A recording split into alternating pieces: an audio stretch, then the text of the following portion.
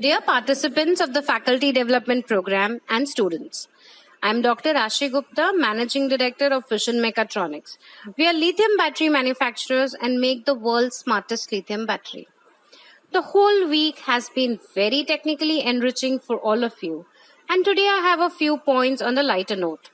Electric vehicles are the new and emerging segment which needs support and development from academia. With the ongoing current pandemic, we all have realized the need of resiliency into our systems. India witnessed the most successful display of engineering capabilities on 5th April 2020 when the Honorable Prime Minister had requested 130 crore Indians to switch off the lights for 9 minutes.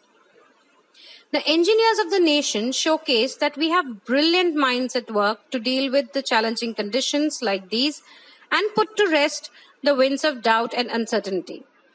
The grid resiliency with the vehicle-to-grid integration and distributed energy generation by means of renewable energies and battery energy storage are the most important milestones of making India power sufficient at all times.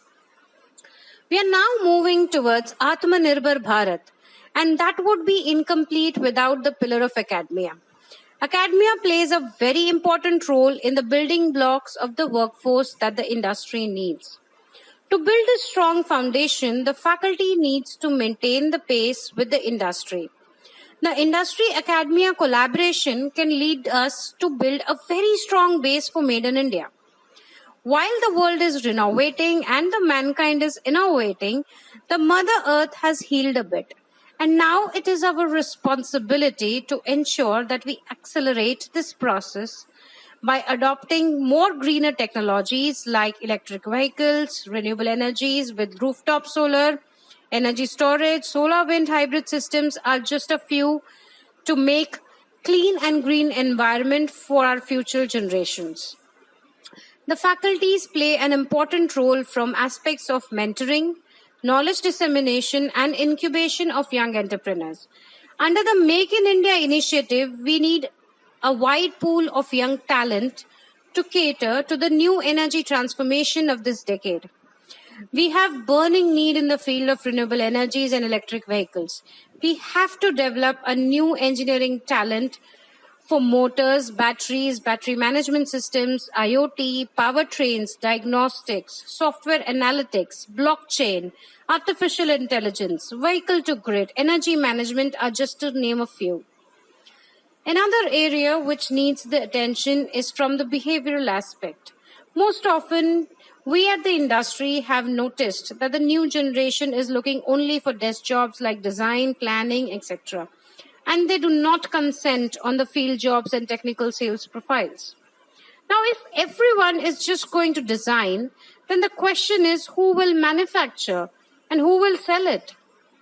The business circle needs to be completed, and one has to understand that each and every profile is equally important and respected. Going back to when I began my entrepreneurship journey, I had no money, no godfather in the industry. Bootstrapped with just dreams of making a world-class company, I began with minuscule projects.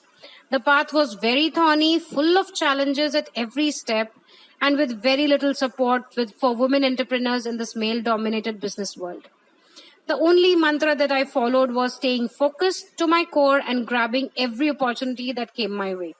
Today, my company has 3 verticals of robotics, renewable energy, and energy storage, and has a pan-India presence which we are expanding to all other countries as well. The students very often have uncertainties crippling their minds, due to which they fear reaching out to the industry for entrepreneurship and fresher jobs. The very recent trends of demanding very high salary packages and internship stipends also act as a barrier to the recruitment process. I would suggest all the students to first grab hands-on experience, show your skill set, and prove that you are a loyal asset to the company, and you shall definitely be rewarded with handsome package and perks. Companies are now focusing more on the long-term loyal talent development rather than having a short-term benefit.